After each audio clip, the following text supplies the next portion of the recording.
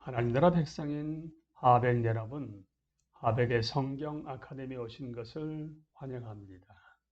이 시간은 그리스도인이 꼭 알아야 할 기본 진리 88강 시간입니다. 함께 나눌 주제는 마지막 일들 가운데 최후의 상태입니다. 이 시간에 우리는 최후의 상태 가운데 부활부터 시작합니다. 신약에 따르면 주님이 재림하시면 죽은 사람들도 함께 부활할 것입니다. 이 땅에 살았던 모든 이들이 이 놀랍도록 강력한 회복의 사건을 경험할 것입니다. 어떤 이들은 구약에는 부활의 소망이 나타나지 않는다고 주장하지만 그런 주장은 예수님이 보여주셨듯이 아무 근거가 없습니다. 부활에 대한 확신의 명료함은 전 구약 시대를 통해 점차 발전되고 깊어지며 부활의 실존에 대한 어떤 오해도 발견할 수 없습니다. 신약 역시 죽은 자의 부활을 분명하게 가르칩니다. 부활은 구속의 진정한 완성입니다. 그렇다면 부활은 어떤 모습일까요? 일반적으로 두 가지를 언급할 수 있을 것입니다. 첫째, 부활은 우리가 현재 경험하는 바와 분명히 다를 것입니다. 새 하늘과 새 땅에서의 삶은 타락과 죄로 야기된 한계로부터 자유로워질 것입니다. 우리는 변화될 것입니다. 지금 우리가 소유한 살과 피는 하나님 나라를 이어받을 수 없습니다. 부활하신 예수님의 몸을 고려해 볼 때 우리는 새롭고 기이한 특성을 갖게 될 것입니다. 잔뜩 말라 비틀어진 작은 씨앗과 그것에서 자란 풍성한 줄기와 이삭이 완전히 다르듯이 부활의 몸은 지금의 몸과 전혀 다를 것입니다. 둘째, 부활은 우리의 현 존재와 어느 정도 연속성을 가질 것입니다. 어떤 사람들은 육체가 완전히 분해되고 해체된다면 그 연속성에 대해 결코 확신할 수 없다고 말합니다. 그러나 예수님이 당대의 회의주의자들에게 하신 말씀을 숙고해 보아야만 합니다. 너희가 성경도 하나님의 능력도 알지 못하는 고로 오해하였도다. 만일 지금 우주에 존재하는 모든 것이 하나님의 능력으로 무에서 창조되었음을 기억한다면 전능하신 하나님이 부활 시에 겪을 어려움을 걱정할 필요가 전혀 없습니다. 이제 심판으로 넘어갑니다. 구약에서 하나님은 종종 악에 대해 단호한 행동을 취하시는 심판자로 나타납니다. 하나님의 자비와 진노는 인간 역사를 통해 계속 그 모습을 드러내고 구약이 끝날 무렵에는 하나님의 심판이 하나님 나라의 도래와 함께 나타날 주의 날에 대한 전망으로 표현됩니다. 신약 역시 하나님의 심판을 그분의 본성에 속한 것으로 봅니다. 하나님의 심판은 이미 인간 삶에서 일어나고 있으며 특히 아버지의 심판을 수행하시는 그리스도와 관련이 있습니다. 신약은 유독 그리스도의 재림과 함께 이루어질 다가올 심판을 강조하는데 이때 그리스도인을 비롯해 모든 사람이 심판받을 것입니다. 심판의 근거는 계시된 하나님의 뜻에 대한 사람의 응답 여부일 것이며 하나님의 뜻에 대한 지식과 그것을 실행하는 능력의 차이도 고려될 것입니다. 심판은 전적으로 공정하며 누구도 이의를 제기하지 못할 것입니다. 우리는 현세에서 자주 불의를 경험하지만 하나님이 모든 것을 아시며 그분이 조롱받지 않고 세상을 의로 심판하실 날을 정해 두셨음을 확신하는 가운데 평안을 누릴 수 있을 것입니다. 그러므로 하나님의 심판을 제대로 이해한다면 그것은 나쁜 소식이면서 좋은 소식이기도 합니다. 심판은 악을 행하고 회개를 거부하는 사람들에게는 분명히 나쁜 소식일 것입니다. 그러나 하나님이 정의롭고 즐거운 통치를 확립하고 잘못된 것을 바로잡으며 악의 반역적 다스림에서 만물을 해방한다는 의미에서 심판에는 영광스럽고 긍정적인 측면이 있습니다. 시편 기자가 하나님의 심판을 송축할 수 있는 이유는 바로 이런 관점 때문입니다. 하늘은 기뻐하고 땅은 즐거워하며 숲의 모든 나무들이 여호와 앞에서 즐거이 노래하리니 그가 임하듯이 땅을 심판하러 임하실 것임이라. 그의 진실하심으로 백성을 심판하시리로다.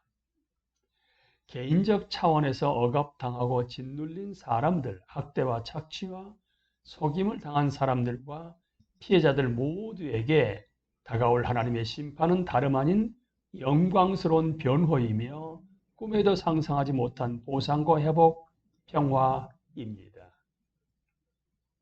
믿음인가 행위인가?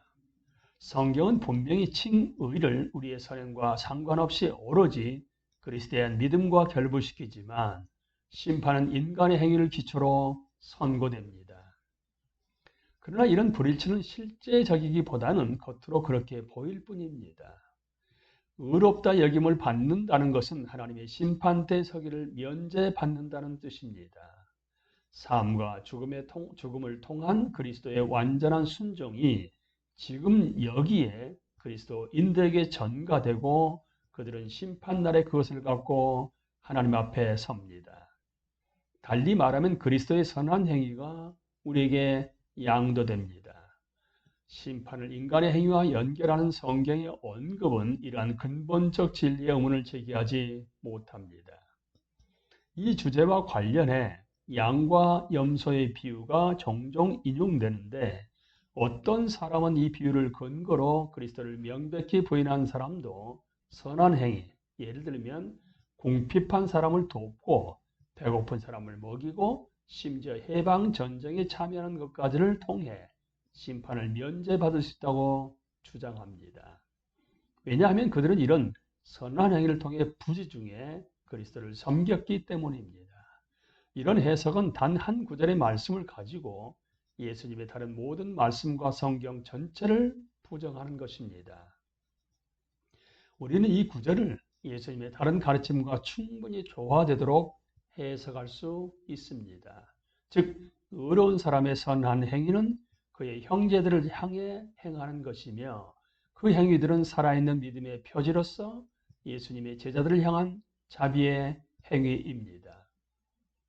우리는 형제를 사랑함으로 사망에서 옮겨 생명으로 들어간 줄을 알거니와 사랑하지 아니하는 자는 사망에 머물러 있느니라. 또한 이후에 다룰 그리스도에 대한 심판을 우리가 참고해야 합니다. 불신앙과 심판, 사람이 하나님의 최종적 정죄를 받는 것은 그리스도의 복음을 명백하게 거부하는 경우뿐이라고 주장하는 사람들이 있습니다. 이들은 많은 성경 구절들이 불신앙을 정죄의 유일한 근거로 제시한다고 주장합니다. 이 주장에 대해 우리는 이렇게 답할 수 있습니다. 첫째, 그런 성경 구절들은 그리스도에 대한 믿음이 구원의 유일한 길임을 밝히고 있을 뿐입니다. 이는 그리스도에 대한 의식적 거부가 정죄의 유일한 근거라는 말과는 다릅니다. 두 번째, 성경은 사람들이 복음을 듣기 전에 이미 정죄받은 상태에 있다고 말합니다. 정확히 말하면 복음은 이런 정죄 아래에 있는 인간에 대한 하나님의 은혜로운 응답인 셈입니다. 셋째, 만일 복음에 대한 의도적 거부가 정죄를 유발한다면 그리고 통계가 보여주듯 대다수의 사람들이 복음을 듣고도 받아들이지 않는다는 사실을 감안하면 순수하게 실리적 입장에서 우리는 복음을 전파하지 말아야 합니다. 이런 우스꽝스러운 결론은 이 주장이 얼마나 잘못되었는지를 보여줍니다. 복음을 들어보지 못한 사람들, 지금까지 논의한 바에 따르면 진리를 더 많이 듣고 기회를 더 많이 얻은 사람에게 더 큰 책임이 있습니다. 성경은 사람들이 하나님을 아는 기회를 동등하게 얻지 못한다는 점을 분명히 인정하며 하나님은 심판 때 이런 부분을 감안하실 것입니다.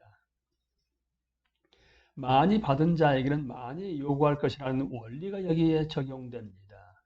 복음을 결코 들어보지 못한 사람들은 그들에게 비춰진 빛을 통해 심판을 받게 될 것입니다. 그러나 하나님은 자신을 증언하시는 분이십니다. 하나님은 자신이 만드신 세계를 통해 특히 인간의 양심을 통해 어느 정도 의식하고 있는 하나님의 도덕법을 통해 모든 사람이 그분을 알게 하십니다.